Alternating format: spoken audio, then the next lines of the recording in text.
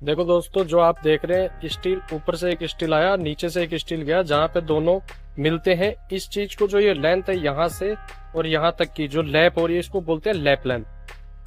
देखो, इस लेंथ को कहते हैं लैप लेंथ। जो यहाँ से जुड़ के और यहाँ तक जो लेंथ एक दूसरे सरिये से अटैच होती है, इसको पूरे को बोलते हैं लैप लेंथ। ये कंक्रीट के ग्रेड के हिसाब से चेंज होती है। M25 के केस में अलग होती है, M50 के केस में अलग होती है, M60 के केस में अलग होती है। तो हम बेसिक सी चीज ये जान लें कि अगर आपका घर बन रहा है और कोठी बन रही है, मकान बन रहा है, तो उस केस में मैं ये देखता हूँ कि बहुत ही ज्यादा केसेस में ये चीजें गलत होती हैं। तो हमें वहाँ कम से कम जो है M25 के केस को कंसिडर करना चाहिए, और M25 के केस को कंसिडर करते हुए 50D के हिसाब से लैप लेंथ लेनी चाहिए। जैसे कि मेरी साइट पे M40 की ग्रेड चल रही है स्लैब के केस में, तो हम जो है M40 के केस में 40D के हिसाब से लैप लेंथ ले रहे हैं। 40D in the sense 40 multiplied by dia of steel.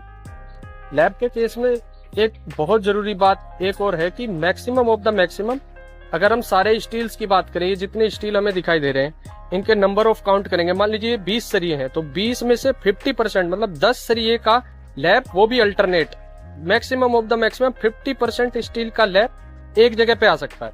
अगर आप देखेंगे तो इस स्टील का लैप यहाँ आ रहा है, फिर अगले का लैप जो है ऊपर जा रहा है अपना। इसमें भी कुछ डिफरेंस होता है। LD प्लस 300 का हम कोशिश करें कि जो है डिफरेंस आए।